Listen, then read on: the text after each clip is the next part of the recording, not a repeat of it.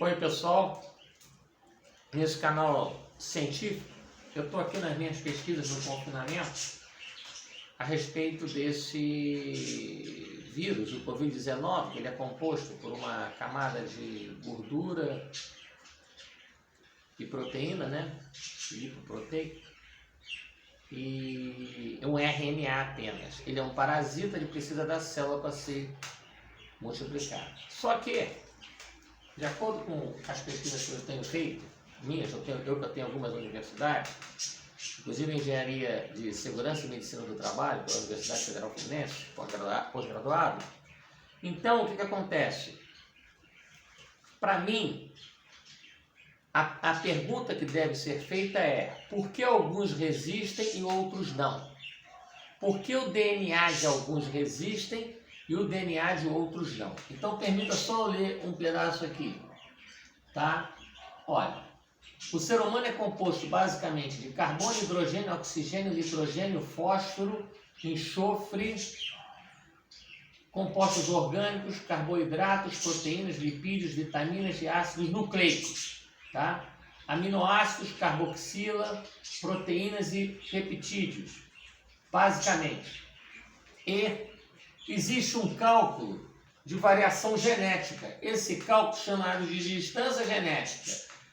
Tem uma forma que você calcula a distância genética, é a medida da diferença do material genético entre diferentes espécies ou indivíduos, da mesma espécie ou não. Vou repetir. Distância genética é a medida da diferença de material genético entre diferentes espécies ou indivíduos da mesma espécie ou não.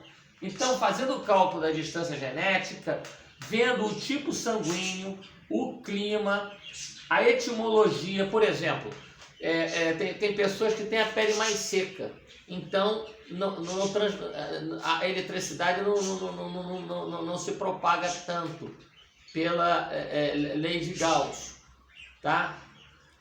A pessoa que tem a pele úmida, a eletricidade se propaga mais. Então há uma diferença também etimológica, tanto tipo sanguíneo, climática, é o clima, tá? Que derrete essa camada lipoproteica e desfaz o vírus. Etimológica, evitar aglomerações sem proteção, tá? E o vírus também está sendo constatado que ele vai pelo ar, ok? Então, alguns medicamentos vêm sendo usados nas minhas pesquisas, tá?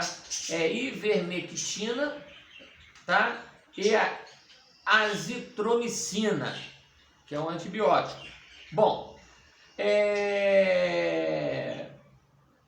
tem que se focar um cálculo muito grande das distâncias genéticas de várias amostras, milhares e milhares de amostras, daqueles DNA que resistiram e dos DNA que não resistiram.